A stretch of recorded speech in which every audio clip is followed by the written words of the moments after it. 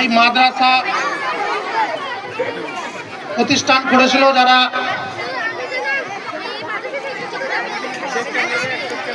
ইয়াসিন আব্দুল বাসির সাহেব, ইয়াসুল্লাহ সাহেব, সঙ্গে আরও যারা রয়েছেন প্রথম সারির।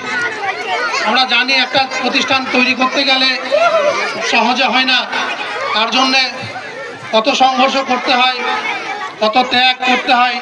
তো তাই তারা অক্লান্ত পরিশ্রম করে এই প্রতিষ্ঠানটা তৈরি করেছে।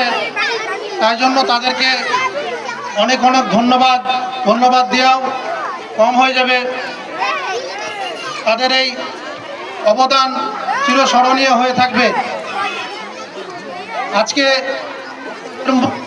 মধ্যে উপস্থিত হয়ে তাদের মতনই আমরাও চেষ্টা করব যে আমরাও যেন এই প্রতিষ্ঠান কিংবা এই টাইপের প্রতিষ্ঠানগুলোতে কাঁধে কাঁধ লাগিয়ে সহযোগিতার জন্য এগিয়ে যেতে পারি। আজকে এই মাদ্রাসার ছাত্রবৃন্দদের উদ্দেশ্যে বলবো যে আমরা জানি একটা শিশুকে ছোট থেকে বড় হতে গেলে যেমন শিক্ষার প্রয়োজন, সেরকম খেলাধুলাও কিন্তু অনেক গুরুত্বপূর্ণ। শিক্ষা না থাকলে আজকের সমাজে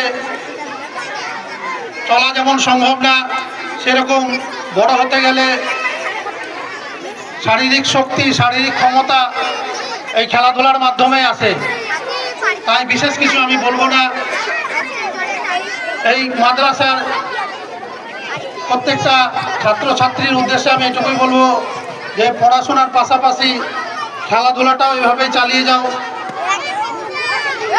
খেলাধুলার মাধ্যমে শরীর সুস্থ সবল রেখো এবং সফল মানুষ হিসেবে নিজেকে গড়ে তোলো। আর চলার পথে সুবিধা অসুবিধার কোনো বিষয় থাকলে আমরা ছিলাম, আছি এবং সারা জীবন সঙ্গে থাকবো।